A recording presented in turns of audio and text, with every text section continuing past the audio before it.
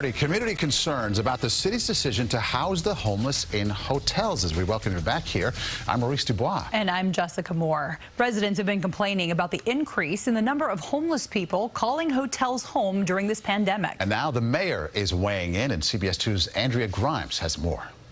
Security guards stood outside one of the city's newest temporary homeless shelters, the Lucerne Hotel on the Upper West Side. The city ramped up its program of housing homeless New Yorkers in hotels in April to ensure social distancing and safety during the pandemic. They're doubled up, so they're not totally risk-free, but it is certainly better than it was before in terms of COVID. Pre-COVID, the City Department of Social Services had 3,500 single adults housed in hotels.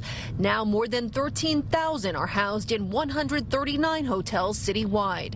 Bob Mascali is a former deputy commissioner at the Department of Homeless Services under Mayors Giuliani and Bloomberg.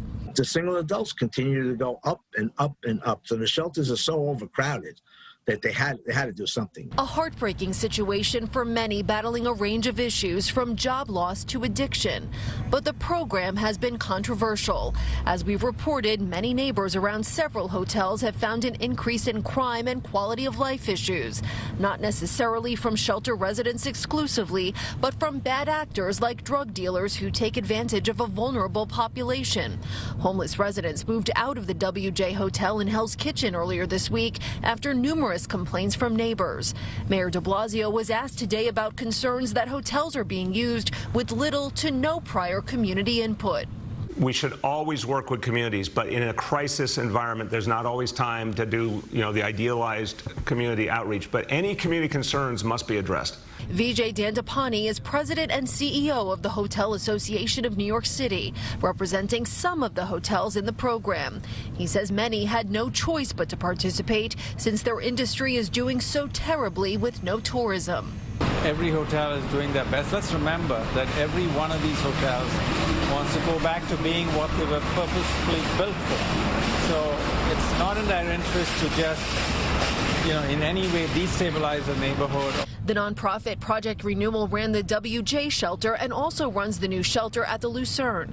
The group says 70 staffers and security guards are working there around the clock to ensure their clients' safety and to be good neighbors. Earlier this month, the NYPD officially stopped doing homeless outreach unless there's criminal activity to investigate. A DSS spokesperson says they do add additional security at all of the hotels being used. On the Upper West Side, Andrea Grymes, CBS 2 News. No word on exactly how much the hotel program costs, but it's in the hundreds of millions of dollars. Councilman Stephen Levin says FEMA is reimbursing the city for 70% of that cost.